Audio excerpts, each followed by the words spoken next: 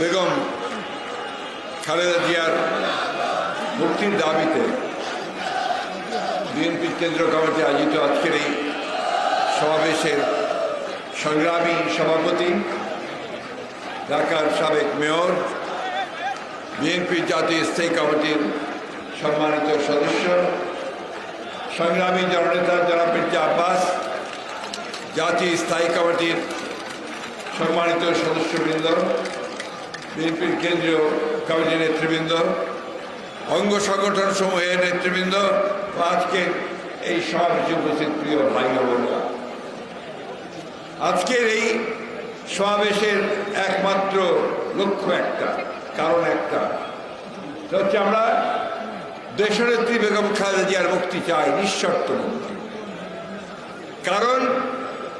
কারণ দেশনেত্রী বেগম খালেদা জিয়া এই দেশের মানুষের সেই নেতা যিনি তার সারাটা জীবন এই জনগণের পাশে দাঁড়িয়ে থেকে সংগ্রাম করেছেন। 1971 সালে যখন দেশের স্বাধীনতা ঘোষণা করেছিলেন শহীদ প্রেসিডেন্ট জিয়াউর রহমান, সেই দিন সেই রাতে সেই চট্টগ্রামের সেনানিবাসে দেশনেত্রী বেগম খালেদা জিয়াকে যখন সৈনিকেরা এসে জিজ্ঞেস করেছিল যে আমাদেরকে পাকিস্তান অধিনায়ক অস্ত্র সমর্পণ করতে বলছে, আমরা কি করব? তখন শহীদ জিয়া ছিলেন বাইরে। তিনি বলেছিলেন তোমাদের অধিনায়ক না আসা পর্যন্ত তোমরা আত্মসমর্পণ করবে না, আত্মসমর্পণ করবে না। তারপরে শহীদ প্রেসিডেন্ট জিয়াউর রহমান যখন সেই রাতে স্বাধীনতার ঘোষণা দিয়েছিলেন এবং দেশের মানুষকে স্বাধীনতা যুদ্ধে ঝাঁপিয়ে পড়তে যিনি অনুপ্রাণিত করেছিলেন, সেই রাতেই তিনি তার 2 শিশুপুত্রকে নিয়ে তিনি হেঁটে পালিয়ে গিয়ে ঢাকার উদ্দেশ্যে রওনা হয়েছিলেন এবং ঢাকায় গোপনে এসে পৌঁছেছিলেন। তার কয়েকদিন পরেই এই পাকিস্তান সেনাবাহিনী তাকে গ্রেফতার করে পাকিস্তানের সেনানিবাসের কারাগারে তাকে বন্দী করেছিল বন্ধুবাহিনী, এবং স্বাধীনতার পরেই তাকে মুক্ত করা হয়েছিল। সেই জন্য আমি সবসময় বলি যে দেশনেত্রী বেগম খালেদা জিয়া হচ্ছেন এই দেশের প্রথম নারী মুক্তিযোদ্ধা। যে একদিকে শহীদ জিয়া ছিলেন স্বাধীনতার ঘোষক, অন্যদিকে এই নেত্রী তিনি সেদিন সেই যুদ্ধ ঘোষণার সঙ্গে একাত্মতা ঘোষণা করে সন্তানদেরকে নিয়ে যখন গ্রেপ্তার হয়েছিলেন পাকিস্তান কারাগারে, তখন থেকে তিনি মুক্তিযুদ্ধে শরিক হয়েছিলেন। বন্ধুগণ, সেই নেত্রী 1981 সালে শহীদ প্রেসিডেন্ট জিয়াউর রহমান সাহেব যখন শাহাদাত বরণ করেছিলেন, তারপরে তিনি শহীদ জিয়া রেখে যাওয়া সেই জাতীয়তাবাদের পতাকা, স্বাধীনতার পতাকা, গণতন্ত্রের পতাকাকে তিনি তুলে ধরে নিয়েছেন। 9 বছর তিনি সংগ্রাম করেছেন স্বৈরাচারের বিরুদ্ধে এই রাজপথে। এখানে অনেকেই আছেন যারা তার সাথে সেদিন সংগ্রাম করেছেন, লড়াই করেছেন। তিনি সেদিন নিজে পায়ে হেঁটে হেঁটে মিছিলের নেতৃত্ব দিয়েছেন, তাকে গ্রেপ্তার করা হয়েছে, বারবার তাকে নির্যাতিত করা হয়েছে। তিনি কখনোই ছেড়ে দেননি বন্ধুগণ, তিনি কখনোই আপোষ করেননি। তিনি সেই সংগ্রাম চালিয়েছিলেন। সংগ্রাম করেই ছাত্র নেতাদের সঙ্গে নিয়ে, সেদিন জনগণকে সঙ্গে নিয়ে সেদিন স্বৈরাচারকে পরাজিত করে এই দেশে গণতন্ত্রকে প্রতিষ্ঠা করেছিলেন। বন্ধুগণ, দীর্ঘ আলোচনার সুযোগ নেই, আমি শুধু এইটুকু বলতে চাই যে দেশনেত্রী বেগম খালেদা জিয়া আর এই গণতন্ত্র, এই দুটোকে আলাদা করে দেখার কোনো সুযোগ নেই বাংলাদেশে। বাংলাদেশে গণতন্ত্র মানেই হচ্ছে এখন বর্তমানে দেশনেত্রী বেগম খালেদা জিয়া। বন্ধুগণ, তিনি 1991 সালে যখন তিনি 90 সালে যখন তিনি রাষ্ট্রপতির দায়িত্বে এসেছেন, বিশাল বিপুল ভোটের জয়ের মধ্য দিয়ে প্রধানমন্ত্রী হয়েছেন, তখন তিনি বাংলাদেশের সংসদীয় গণতন্ত্রকে প্রবর্তন করেছেন। তিনি মিডিয়াকে, গণমাধ্যমকে তিনি মুক্ত করেছেন এবং দেশকে অগ্রগতি দিকে নিয়ে নেওয়ার জন্য বিভিন্ন উন্নয়নমূলক কর্মকাণ্ড গ্রহণ করেছেন। বন্ধুগণ, সেই দেশনেত্রী বেগম খালেদা জিয়াকে অত্যন্ত প্রেস, এই বাবা তুমি আসো, তুই কামিয়ার, এত করে বলি তোমরা শোনো না কেন ভাই? আমাদের বয়স অনেক হয়ে গেছে, আমরা তোমার মতো গলার জোর নাই তো আমাদের। Please listen. আমরা এই গণতন্ত্রের জন্য সংগ্রাম করছি দীর্ঘ 15 বছর। আপনাদের মনে থাকা উচিত যে 2018 সালে যখন দেশের নেত্রীর বিরুদ্ধে একটি সাজানো মামলা তৈরি করে তাকে সাজা দিয়ে দেওয়ার জন্য তারা নিয়ে যায় সেই 18 সালে ফেব্রুয়ারি মাসের 8 তারিখে। সেদিন আপনারা অনেকেই সেদিন রাস্তায় নেমেছিলেন, আমরাও নেমেছিলাম। তার কয়েকদিন আগে তিনি বিএনপির অ্যানুয়াল জেনারেল মিটিংয়ে রামমেরিডিয়ান হোটেলে তিনি একটি ভাষণ দিয়েছিলেন।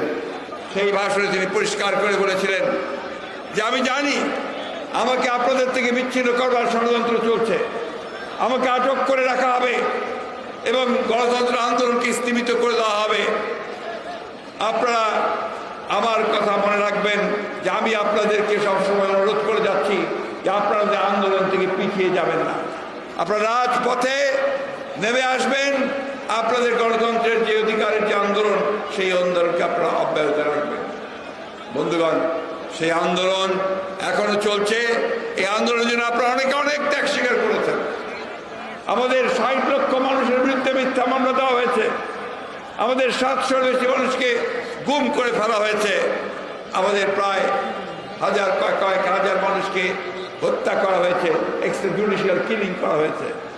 আজকে প্রায় 4000 আমাদের নেতা কর্মীদেরকে মিথ্যা মামলায় সাজা দেওয়া হয়েছে। এখানে বসে আছে অনেকে যারা সাজাপ্রাপ্ত, সাইফুল ইসলাম নীরব সাহেব সহ অনেকেই আছেন যারা সাজাপ্রাপ্ত হয়েছে। আজকে আমাদের ইশরাক, ইঞ্জিনিয়ার ইশরাক এখন পর্যন্ত কারাগারে আটক হয়ে আছে। আমাদের অত্যন্ত প্রিয় নেতা আমাদের আব্দুল সালাম পিন্টু, তাকে আজকে 15-16 বছর ধরে কারাগারে মিথ্যা মামলা আটক করে রাখা হয়েছে। লুৎফুজ্জামান বাবরকে আটক করে রাখা হয়েছে। এখন ইনাম সহ আরো অনেক নেতাকে কারাগারে আটক করে রাখা হয়েছে। উদ্দেশ্য একটাই বন্ধুগণ, উদ্দেশ্য হচ্ছে যে বাংলাদেশের গণতান্ত্রিককামী মানুষ, গণতান্ত্রিককামী তরুণ যুবক, তাদেরকে গ্রেফতার করে আটক করে তাদেরকে নির্যাতন করে গুম করে দিয়ে এই দেশে গণতন্ত্রকে চিরদিনের জন্য নির্বাসিত করা, এবং করেছেও তারা তাই। আজকে দেখুন কি গোটা দেশের দিকে তাকিয়ে দেখুন, 3টা নির্বাচন হয়ে গেছে। প্রত্যেকটি নির্বাচনেই তারা তাদের দলকে ক্ষমতা নিয়ে আসার জন্য অনেক কৌশল করেছে। নির্বাচনী ব্যবস্থাকে ধ্বংস করে দিয়ে তারা একদলীয় একতরফা নির্বাচন করার ব্যবস্থা করেছে। প্রথমে করেছে ভোটারহীন 154 জনকে আপনার নির্বাচিত ঘোষণা করে দিয়ে একটা পার্লামেন্ট গঠন করেছে। 18তে তারা নির্বাচনের আগের রাত্রে সমস্ত কেন্দ্রগুলো দখল করে নিয়ে তারা ভোট দিয়ে সেদিন আবার সরকার গঠন করেছে। আর এইবার তারা 24 তারিখে আমরা নির্বাচন বর্জন করেছি। তারা যখন কোনো প্রার্থী পায় না, তা নিজেদের মধ্যে প্রার্থী সৃষ্টি করে তারা দামি ইলেকশন করেছে। বন্ধুগণ, এই হচ্ছে তাদের গণতন্ত্রের নমুনা।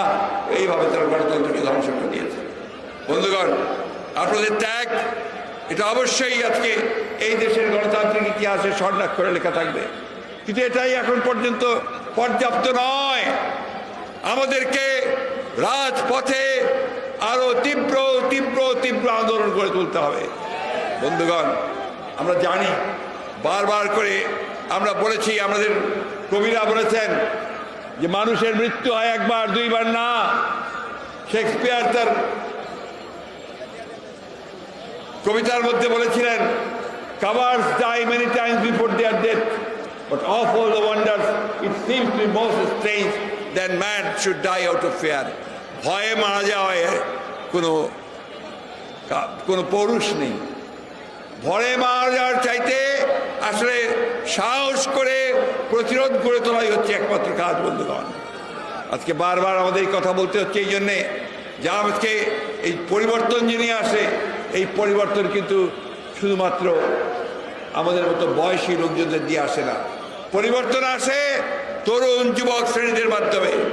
তাই আজকে আবারও বলতে চাই যে আজকে এই সরকার এই দেশকে ধ্বংস করে দিয়েছে। এই আমেরিকার সরকার একটা দখলদারি সরকার। এরা কোনোমতেই জনগণের কোনো ম্যান্ডেট পায়নি। তারা একদিকে বাংলাদেশের রাজনৈতিক কাঠামো ধ্বংস করেছে, অন্যদিকে তারা অর্থনৈতিক কাঠামোকে ধ্বংস করে দিয়েছে। এই যে আমার অনেক ভাই আজকে রিক্সার উপরে দাঁড়িয়ে আছেন। এরা এখন 3 বেলা খেতে পান না ঠিক মতো। প্রতিদিন তাদের ঘরে যে খাবার নিয়ে যেতে হয় সেই খাবার থেকে অপর্যাপ্ত খাবার, তার তেল লবণ চাল ডাল কিনতে তারা হিমশিম খেয়ে যাচ্ছেন। ভয়ঙ্করভাবে সেই মুদ্রাস্ফীতি হয়েছে, জিনিসপত্রের দাম বেড়ে গেছে। কেউ চিকিৎসা পায় না, শিক্ষার ব্যবস্থা ধ্বংসের দিকে নিয়ে গেছে। আজকে অর্থনীতিকে ব্যাংকগুলোকে লুটপাট করে তারা আজকে বিদেশে টাকা পাচার করে দিচ্ছে। তার প্রতিদিন খবরের কাগজে আপনারা দেখছেন যে তাদের সরকারি কর্মকর্তা এখন বের হয়ে আসছে। সেনাবাহিনীর সাবেক প্রধান আমরা চিন্তা করতে পারি না, সে আজকে দুর্নীতির সঙ্গে জড়িত, গণতন্ত্র ধ্বংস করার সঙ্গে জড়িত। আজকে অবিশ্বাস্য লাগে যখন দেখি পুলিশ বাহিনী প্রধান সাবেক, যারা হাজার হাজার কোটি টাকার মালিক, সে national board of revenue NBR, তার একজন কর্মকর্তা কয়েক হাজার কোটি টাকার মালিক। আরও একজন কর্মকর্তা, সেও আপনার কিভাবে মালিক। এরকম ঠক বাঁচতে গাও জার হয়ে যাবে। কিন্তু বড় বড় আরো যারা আছেন, যারা রাঘব বোয়াল, যারা এই চুরির হোতা, তাদেরকে কিন্তু এখন পর্যন্ত ধরা হচ্ছে না।